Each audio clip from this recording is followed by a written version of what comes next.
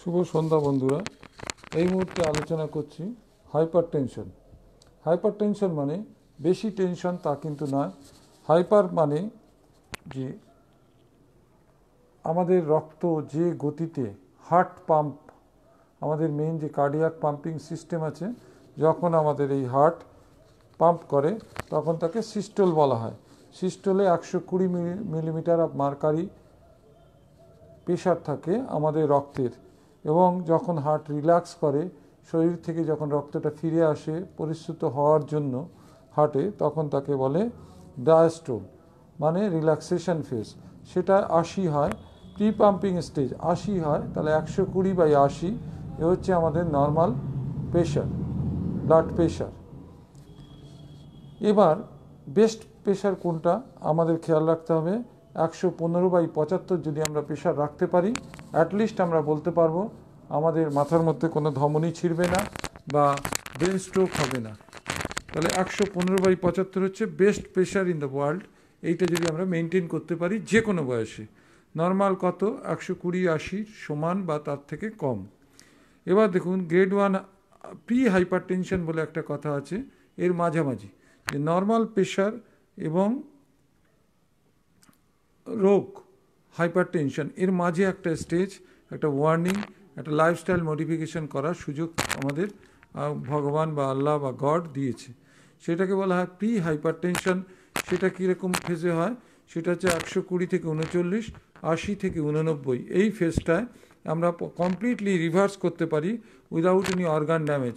এই ফেজে যারা আছেন তারা যদি ওষুধ শুরু করেন বা লাইফস্টাইল মডিফিকেশান, রান্না, খাবার, এটা যদি একটু কন্ট্রোল করেন, রোজ যদি পরিশ্রম করেন, তাহলে কিন্তু রিভার্সন করা যায়। হাইপারটেনশনে কোনো অর্গান ড্যামেজ বা ক্ষতি হয় না। সেই প্রি হাইপারটেনসিভ স্টেজ, এটা আবারও বলছি, 120 থেকে 39 এবং 80 থেকে 89 সিস্টোলিক ডায়াস্টোলিক মিলে এই প্রেশারটাকে কিন্তু যদি ঘুরিয়ে দেওয়া যায় ইজিলি লাইফস্টাইল মডিফিকেশনের মাধ্যমে। পরে আসুন, এরপর হচ্ছে গ্রেড 1 হাইপারটেনশন, 140 থেকে 59 সিস্টোলিক উপরেরটা, এবং 90 থেকে 99 এটা হচ্ছে নিচের প্রেশারটা। এটা হচ্ছে গ্রেড 1 হাইপারটেনশন। এটা আমাদের কন্ট্রোল করতে হবে। গ্রেড 2 160, 100 এর বেশি হলে তাকে গ্রেড 2 হাইপারটেনশন বলছে। আর গ্রেড 3 হাইপারটেনশন আর একটা আছে, খুব সাংঘাতিক। এটা হলে চিকিৎসা না করলে যে কোনো সময় স্ট্রোক হয়ে মৃত্যুমুখে পতিত হওয়া যায়। 180/120, এটা একটা ওয়ার্নিং সিগন্যাল, ডেঞ্জারাস সিগন্যাল, এবং এতে অর্গান ড্যামেজ তো অবশ্যম্ভাবীভাবে হয়। এবং এই প্রেশার বেশি তো ভালো সবাই বলবে, কিন্তু এই প্রেশার বেশির মধ্যে দেখবেন স্ট্রোক।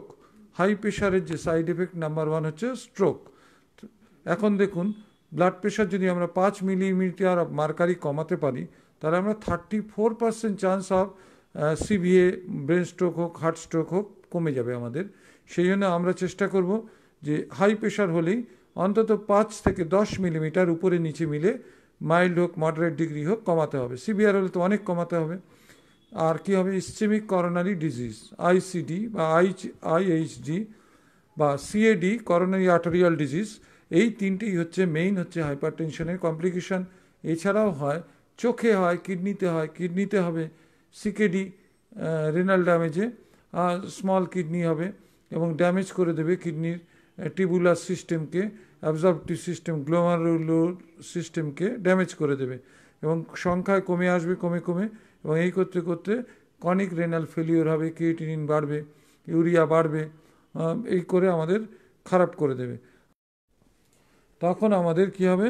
80 থেকে 100-র মধ্যে যেতে গেলে 10 বছরের মধ্যে কিন্তু 80 থেকে 100 মানে হচ্ছে কি, আমাদের যে ব্লাড ভেসেল তার মধ্যে অ্যাথারোস্ক্লেরোমাটাস প্লেক জমে, এবং এই প্লেকের জন্য তার মধ্যে কোলেস্টেরল, ট্রাইগ্লিসারাইড ডিপোজিট হয়ে লুমিনার ন্যারোয়িং করে দেয়। 80% অবধি আমাদের বডি কভার করতে পারে, তারপরে কিন্তু আর কন্ট্রোল করতে পারে না, অ্যাডজাস্ট করতে পারে না।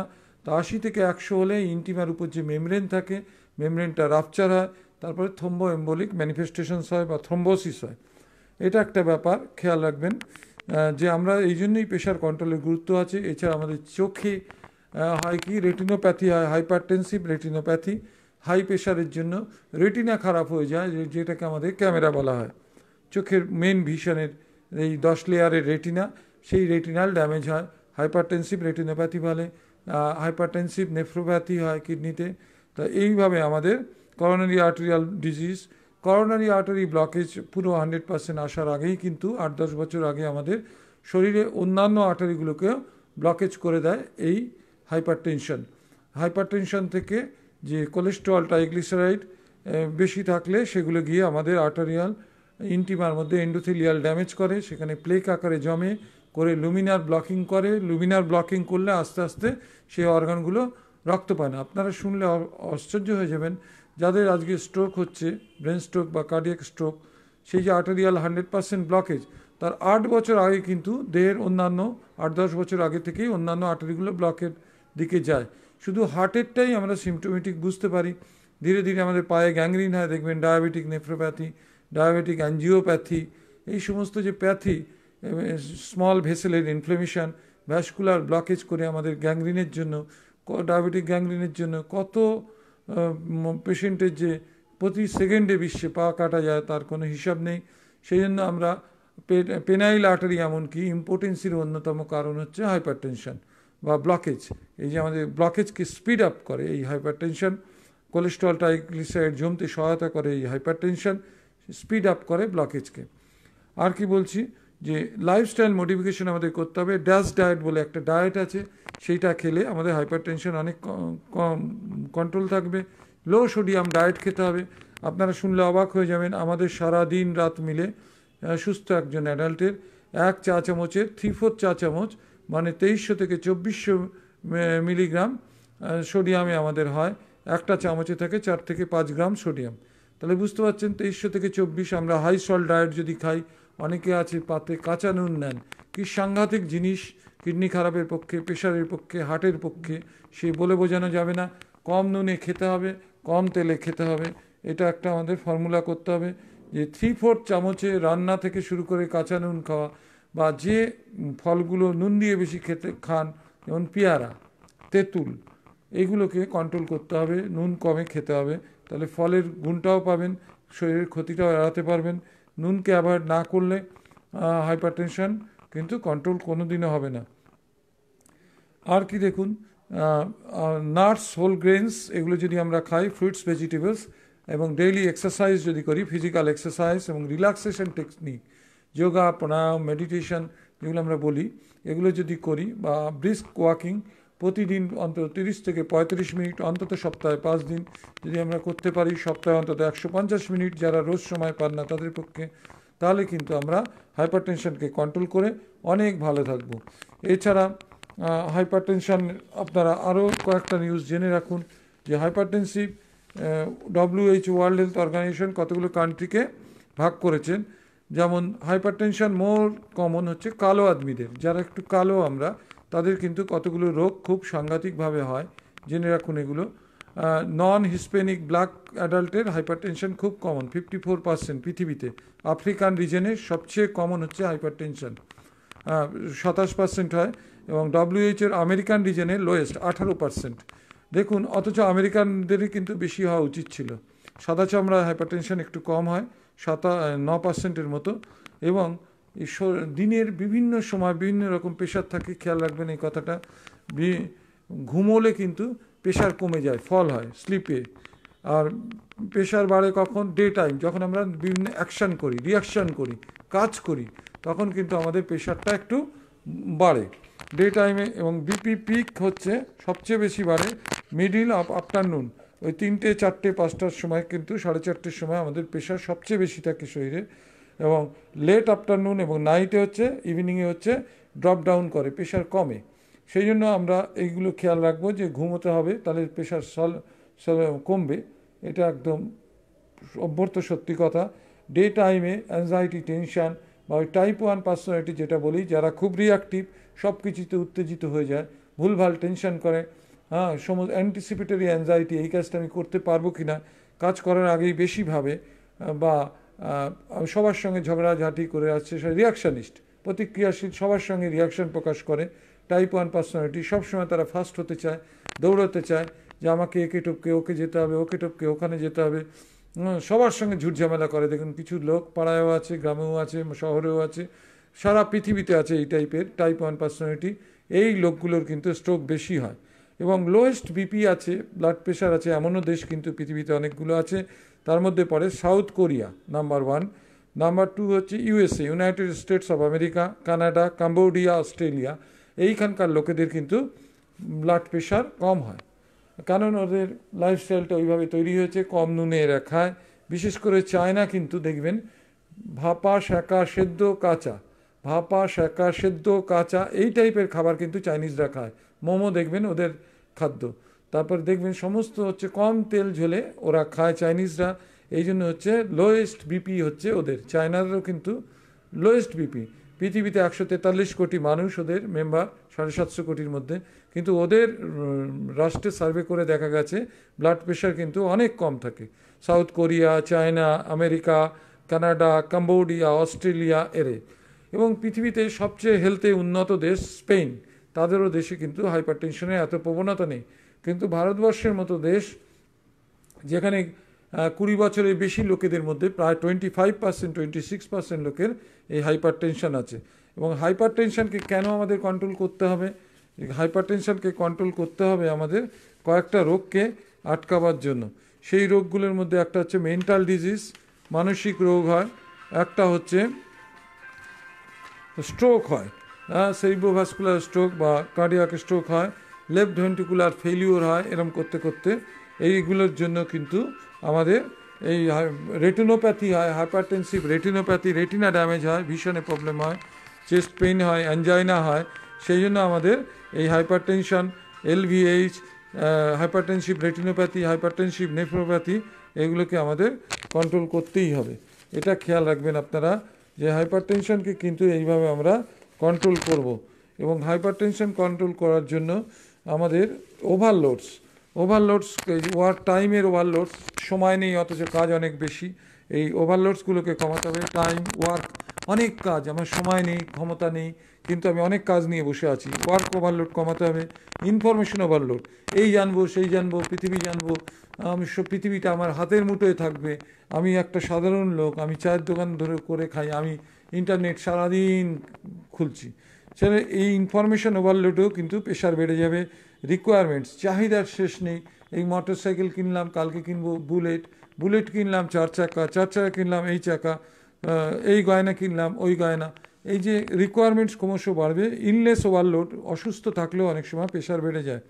এবং সবার আগে আমাদের শিখতে হবে যে যেভাবে সন্তুষ্ট হয়, মানি, ইনকাম বাড়াতে হবে, এক্সপেন্ডিচার কমাতে হবে বা স্ট্যাটিক রাখতে হবে। বা ইনকাম যদি আমার না বাড়ে, ইনকাম যদি স্ট্যাটিক থাকে বা কমে যায়, আমার এক্সপেন্ডিচারও কমাতে হবে। তাহলে কিন্তু একটা স্যাটিসফ্যাকশান আপনারা পাবেন। Work, enjoy the work. যে যেমন কাজ করে, যে মাটি কোপাতে ভালোবাসে সে যে করতে হয়, যে ড্রেন পরিষ্কার করতে হয়, তাকে কিন্তু সেই কাজকে ভালোবাসতে হবে, ডেডিকেটেড হতে হবে। এই কথাটা বলবো। ফ্যামিলি, হাজব্যান্ড ওয়াইফের কলও অনেক ফ্যামিলিতে আছে, আমরা বাইরে থেকে হয়তো বুঝতে পারি না। সেটাও কিন্তু একটা এই hypertension, stroke, LVH, hypertensive nephropathy, hypertensive আমাদের আই, তারও কিন্তু এগুলো কিন্তু একদম অপথলমোলজির প্রবলেম, এগুলো কিন্তু একদম সঠিক কথা। এই জন্য আমাদের ফ্যামিলিয়ার ডিসপিউটগুলো মিটিয়ে নিতে হবে। ইগোয়েস্টিক পার্সোনালিটি হলে হবে না। এবং হেলথের সম্বন্ধে নলেজ হতে হবে। যে যেটা ভালোবাসি আমরা, গড, আল্লাহ, পাওয়ার বা ভগবান, ঈশ্বর, যে যেটা ভালোবাসি সেটা নিয়ে থাকতে হবে। এবং তা আমাদের রিল্যাক্সেশন টেকনিক, এই যোগা করতে হবে। নেভার ইনসাল্ট আদার্স, কাউকে সমালোচনা করে লাভ নেই। এটা কিন্তু একটা every action has its equal and opposite reactions, নিউটনের 3rd ল। সেই জন্য আমরা কাউকে ইনসাল্ট করব না, মনে একটা কন্টেনমেন্ট, স্যাটিসফ্যাকশান রাখবো, ফরগিভনেস, সবাইকে ক্ষমা করে দেবো, লাভ অ্যান্ড কাইন্ডনেস, সবাইকে ভালোবাসবো, ফ্রেন্ডশিপ করব, ইনক্রিজ টলারেন্স, সহ্য শক্তি বাড়াবো, অ্যাঙ্গারকে কন্ট্রোল করব, ডিজায়ারকে কমাবো, গ্রিডকে, লোভকে কমাবো, জিলাসিকে কমাবো, রিভেঞ্জ নেব না, সবাইকে ক্ষমা করে দেব, ওভার অ্যাটাচমেন্ট নেব না, এবং অন্য প্রবলেমও নেব না, অ্যাভয়েড করব। এবং অ্যাপ্রিসিয়েট আদার্স, যে কোনো লোক যদি আপনার কাছে আসে তাকে একটা লাস্টে থ্যাংক ইউ বলুন। দেখুন ও খুশি হলো, আপনিও খুশি হলো। নো কম্পিটিশান, তাহলে আপনার টেনশনটা কমে যাবে। নো কম্পিটিশান, নো কম্পারিজন, কারোর সঙ্গে তুলনা করলে হবে না। Access of anything is bad, যে কোনো জিনিসই যদি আপনি বেশি করে করেন দেখবেন ব্যাড। এক্সপেন্ডিচার যদি বেশি করেন সেটাও খারাপ। লাভ, বেশি যদি কাউকে ভালোবাসেন সেটাও কিন্তু খারাপ। সেলফ টাইম ওয়ার্কস অ্যানালিসিস, কি আমি আজকে সকালে উঠে কি কি কাজ করলাম এটা খেয়াল রাখবেন, টাইম অ্যানালিসিস করবেন, জবের কি আউটপুট অ্যানালিসিস করবেন, এগুলো ফরগিভনেস করবেন। ওভার পারফেকশন কখনো করতে যাবেন না, তাহলে সময় যাবে, সব যাবে। মোটামুটি পারফেকশন করলেই হবে। ওভার পারফেকশন দেখবেন অনেকে আছে 1 ঘন্টার কাজ 4 ঘন্টা ধরে করে, কিন্তু ও কিন্তু সমাজে পিছিয়ে যাবে, এটা তো বুঝবে না। প্র্যাকটিস গ্র্যাটিটিউড, অ্যাভয়েড ক্রিটিসিজম, যেটা বলছিলাম, সবাইকে গ্র্যাটিটিউড জানান। Enjoy present, don't tell secret to others.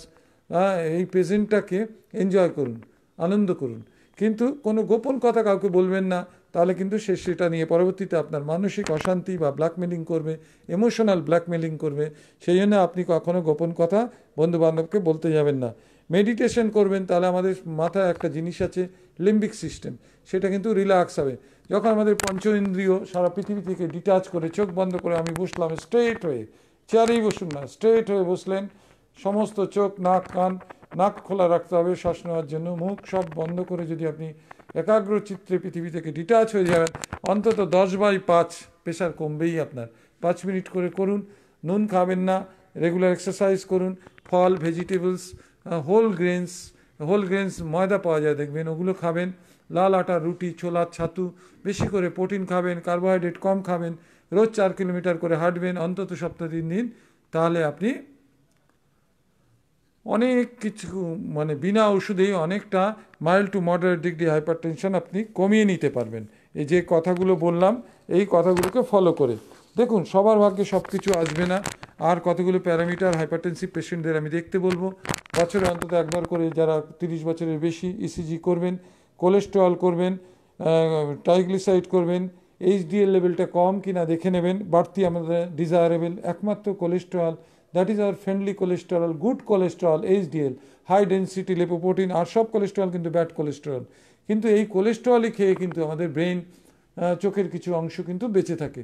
Brain আর চোখ বেশি খায় হচ্ছে গ্লুকোজ, ফ্যাটি অ্যাসিড, ফ্যাট খায় হচ্ছে আমাদের হার্ট। আপনারা শুনলে অবাক হবেন যে প্রতি মিনিটে 72 বার যদি আমি অ্যাভারেজ ধরি, 72 ইন্টু 60 ইন্টু 24, প্রতিদিন 1,00,000 বার এই হার্টটা আমাদের পাম্প করে। হার্ট কি কখনো রেস্ট নেয়? 2-3 মিনিট রেস্ট নিলে তো আমরা মরেই যাবো, 3 মিনিটের বেশি নিলে ব্রেন ড্যামেজ হয়ে আমরা মরে যাব। সেই জন্য আমাদের হার্ট কিন্তু অনবরত চলছে, এই জন্য এরা ফ্যাট খায়, বেশি এনার্জির খাবার খায়, এসেন্সিয়াল ফ্যাটি অ্যাসিডস হার্ট খায়। আবার চোখের রেটিনা, ব্রেন এরা খায় গ্লুকোজ। সেই জন্য আমাদের গ্লুকোজ তো খেতেই হবে। বা ইনভিজিবল ফ্যাট অনেক খাদ্যে আছে, যেমন আমরা ভাত খাই, ভাতেও কিন্তু প্রায় 1% ফ্যাট আছে। আর কি আছে? হুইট, গমেও কিন্তু 1% ফ্যাট আছে, ডালে আছে 3 to 5% ফ্যাট। সেই জন্য সবসময় ভিজিবল ফ্যাট বেশি খেতে হবে তার কথা কিন্তু দরকার নেই। আমাদের নন ভিজিবল বা আনভিজিবল ফ্যাটও কিন্তু শরীরে এই ভাত, চাল, এই রুটি বা ডালের মাধ্যমে শরীরে চলে যাচ্ছে। ওই জন্য আমাদের ঘাবড়াবার কোনো সিন নেই, আমাদের ফ্যাট কিন্তু যোগান দেওয়ার জিনিস আছে। এর সঙ্গে আপনারা যেটা আমাদের হাইপারটেনশনকে কন্ট্রোল করতে গেলে করতে হবে, স্মোকিংকে, any forms of tobacco, khaini, gutka, zarda, Pan Parag সব বাদ দিতে হবে। Smoking, lack of exercise, overweight তো কন্ট্রোল করতেই হবে। লো ফাইবার ডায়েট খাওয়া চলবে না, হাই ফাইবার ডায়েট খেতে হবে। অ্যান্টিঅক্সিডেন্ট খেতে হবে, ভিটামিন এ, সি, ই, এগুলো হচ্ছে অ্যান্টিঅক্সিডেন্ট। টাইপ 1 পার্সোনালিটি যারা টেনশন বেশি করে, এটা করা যাবে না। আর বিপিকে কন্ট্রোল করতে হবে, বিপি স্পিড আপ করে হার্ট ব্লকেজের, করোনারি আর্টেরিয়াল ব্লকেজ। এই যে ভারতের প্রাক্তন অধিনায়ক সৌরভ গাঙ্গুলি, এর কিন্তু 3-4টে কারণ আমরা, ও বলুক না বলুক, এমনি লোকের কিন্তু স্ট্রোক হবে না, এটা আপনারা জেনে রাখুন। ও বিরিয়ানি খেতে নাকি ভালোবাসতো, লুকিয়ে লুকিয়ে বিরিয়ানি খেতেন উনি, নাম্বার 1। নাম্বার 2, ওনার রিসেন্ট ডায়াবেটিক ধরা পড়েছে। নাম্বার 3, পোস্ট কোভিড হার্টে কিছু ড্যামেজ হয় কোভিড হলে, সেই পোস্ট কোভিড করার পরও জিম করতে গেছে। তা ও কারো গাইডেন্সে, কোনো ডাক্তারের সঙ্গে কথা না বলে এটা করতে গেছে। প্রিভিয়াস একটা অ্যাটাকও নাকি ওর হয়েছিল। ওর সতীর্থরা, সঞ্জয় দাস বলে একজন দেখলেন, আনন্দবাজারে লিখেছে যে কোন ড্রেসিং রুমে নাকি ওর একটা বুকে ব্যথা, পিঠে ব্যথা হয়েছিল। ওটা পরদিন সকালে ও টেস্ট করতে যাবে, সেটা পরদিন সকালে ওর সিমটম চলে গেছে, মানে ওকে একটা ওয়ার্নিং সিগন্যাল ছিল, ওটাকে ও ইগনোর করেছে, নাম্বার 1। আর তারপরের যে ঘটনাগুলো, কিছু কিছু মানসিক চাপ ফ্যামিলি থেকেও হতে পারে, বা বিভিন্ন পরিবেশ থেকে, ওনার কর্মক্ষেত্রেও হতে পারে, বা রাজনৈতিক কোনো প্রলোভন বা চাপ বা টেনশন, বা উনি হয়তো কোনো ডিনাই করতে চেয়েছেন, তাদের ডিনায়াল ফেস, তার জন্যও কিন্তু এই স্ট্রোকটি প্রেসিপিটেট করতে পারে। কিন্তু ট্রিপল ভেসেল ডিজিজ মানে ওনার লাইফস্টাইলে গড়বড় ছিল। উনি কিন্তু ছোটোবেলায় থেকেই ওরকম একটা ক্রিয়া জগতের প্রেমিক ফ্যামিলি। ওনার বাবা ছিল চণ্ডীচরণ গাঙ্গুলি, চণ্ডীদাস গাঙ্গুলি বেহালার। উনি কিন্তু ছোটোবেলা থেকেই ছেলেদের পাইলট করতে চেয়েছিলেন, ক্রিকেটার করতে চেয়েছিলেন, বিশ্বে যেগুলো গ্ল্যামারাস জব সেগুলো করাতে চেয়েছিলেন। ছোটোবেলা থেকেই কিন্তু ওরা কায়িক পরিশ্রমের মধ্যে দুই ভাই, স্নেহাশিস গাঙ্গুলি, সৌরভ গাঙ্গুলি। সৌরভ গাঙ্গুলি তো থার্ড ফেজে টেস্টে চান্স পেলেন। আমরা যারা ওর ইতিহাস জানি খেলার, প্রথমে উনি রঞ্জি ট্রফি খেলতেন পশ্চিমবাংলার হয়ে, বাংলা টিমের খেলতেন। তারপরে উনি অস্ট্রেলিয়া সফরে বোধহয় গিয়েছিলেন। তারপর ওই থেকে উনি ড্রপ হন, টিম থেকে বাতিল হয়ে যান। তার 2-4 বছর পর উনি এই ইংল্যান্ডে ওনার অভিষেক হয়। তারপর উনি একের পর এক রেকর্ড করে সর্বোচ্চ পদ ভারতীয় অধিনায়ক হয়েছিলেন। তারপর সর্বোচ্চ পদ বিসিসিআই, ভারত ক্রিকেট অ্যাসোসিয়েশনের কাউন্সিলের সভাপতি হিসেবে তিনি কাজ চালাচ্ছেন। তা সর্বোচ্চ পদ ক্রিকেট জগতের উনি কিন্তু পেয়েছেন।